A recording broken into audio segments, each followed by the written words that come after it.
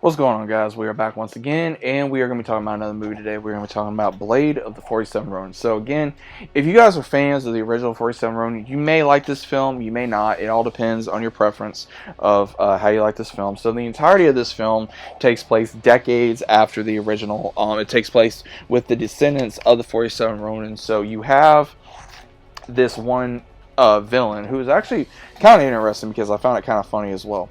That is Yuri, who is played by Daniel Southworth. So again, seeing that name, and again, if you guys are a Power Ranger fan, you know who he is. Obviously playing as Eric from Power Rangers Time Force, the Quantum Ranger. It was very interesting seeing him as this character because again, I haven't really seen him in too many movies or other TV shows, so it was kind of funny, especially some of the fight scenes. I was waiting for him like quantum power, something like that. So I thought that was kind of funny. But the entirety of this story is based around him. He's a witch. He is trying to kill the rest of the descendants of the 47 Ronin. So when the 47 Ronin of the descendants starts going, basically, KIA, the rest of the clans come together and they're trying to find out who the rest of the descendants are, and they find one of them possibly by the name of Luna, who is an American. She comes to, I would say, Hungary or Japan. I want to say they're in Hungary at this point. I want to say.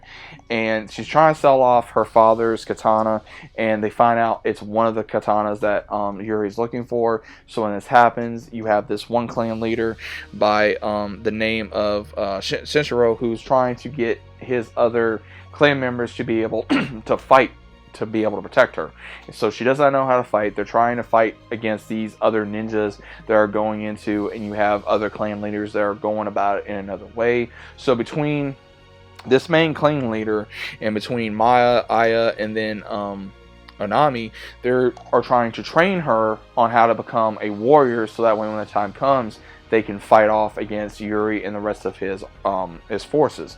Now, there was another character in here who's pretty much a Ronin, which actually turned out to be one of my favorite characters of Rio. I thought he was actually really funny character because there was a scene where he tries to go and eat ramen on the street, and they're like, "Oh man, someone's following us." He's like, "Oh man, we just got ramen," and then they start walking, and then you see.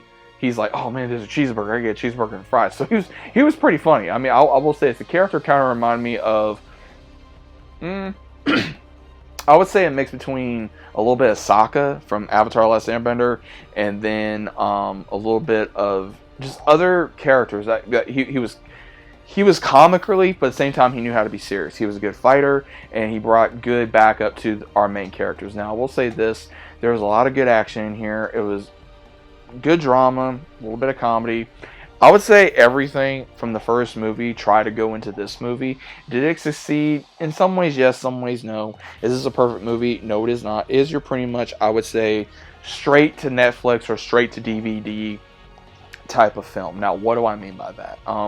If any of you guys are like a Steven Seagal fan or a Jean-Claude Van Damme fan or a Michael J. White fan, most of their movies go straight to DVD, even though it's like somewhat good quality action, drama, thriller to comedy, all that kind of stuff normally goes straight to DVD. This is pretty much the same tier. I did find it funny how the main character Luna did make a comment to one of the main characters saying that he was a samurai John Wick looking wannabe. So I found that hilarious. Again, it was kind of an Easter egg since Keanu Reeves was in the first film, and obviously with him playing John Wick. So I felt like that was kind of a funny Easter egg to put in this film. I do recommend this film for anyone that liked 47 Ronin. I would say if you enjoyed the first one, you may enjoy this one. If you just want a good action, laid-back film that's easy to follow, then you're probably going to enjoy this film. You don't have to take it too seriously. You don't have to worry about probably watching the first one. All these are brand new characters. All you have to know is, okay, they come from the descendants of the 47 Ronin from the first movie. So it's very easy to follow.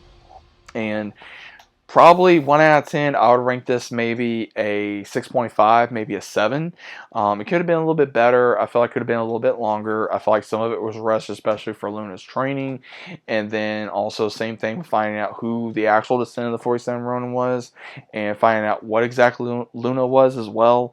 So I'm not going to try to reveal too much information, but for most of you guys that have seen this film, you know what I'm talking about. If you have not seen this film and you want to know, then definitely check it out, and you probably won't regret it. But either way, guys, what are your thoughts are about the Blade of the 47 Ronin? Is it a good film? Is it a bad film? Is it something you would go back and watch? Is it something that you would not go back and watch, or have you even seen it?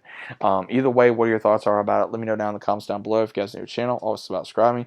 Leave a big fat like on the video if you guys enjoyed, and I'll see you as always once again on the next one.